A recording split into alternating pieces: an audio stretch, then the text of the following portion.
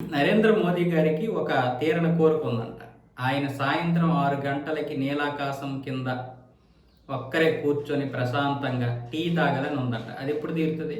ఎప్పుడు ఏదో ఒక అధికారిక సమావేశమే ఉంటుందంటున్నారు. ముఖ్యమంత్రి అయినప్పటి నుంచి కూడా 8500 రోజులు సుదీర్ఘంగా పరిపాలించినటువంటి నేత. అటు ముఖ్యమంత్రిగా, ఇటు ప్రధానమంత్రిగా ఎప్పుడు దేశం కోసం ఆలోచిస్తారు. కొంతమంది కొన్ని విధాలుగా ఎన్నైనా విమర్శించుకోవచ్చు, దానికి నేనేమి చెప్పను, కానీ ఏ విధంగానైనా మాట్లాడుకోవచ్చు.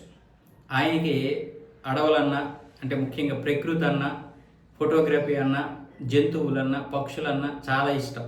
ఆ విధంగా నెలకి 5 రోజులు అడవులోకి వెళ్ళిపోయేవారంట. 5 రోజులకు కావాల్సినటువంటి ఆహారాన్ని తీసుకుని వెళ్ళిపోయి అక్కడ గడిపి మళ్ళీ వచ్చి రీఛార్జ్ అయ్యేవారంట. ఆయనకు అలవాటు ఉంది. రాజకీయాలకు రాకముందు ఆ అలవాటు ఉండేది. ఇప్పుడు అందరూ ఒక్కరోజు అలా గడపాలనుకుంటున్నాను. కనీసం సాయంత్రం 6 గంటలకి నీలాకాశంలో కింద కూర్చొని ప్రశాంతంగా టీ తాగాలన్నటువంటి కోరిక కూడా తీరడం లేదంటున్నారు. అది తీరదు. మామూలుగానే మనకి చిన్న పని, అంటే మనకి మామూలుగానే ఒక బాధ్యత వస్తే ఏది కూడా తీరడం లేదు. అలాంటిది ఒక ప్రధానమంత్రికి, దేశం కోసం నిరంతరం ఆలోచించేటటువంటి వ్యక్తికి ఎలా తిరుగుతుంది?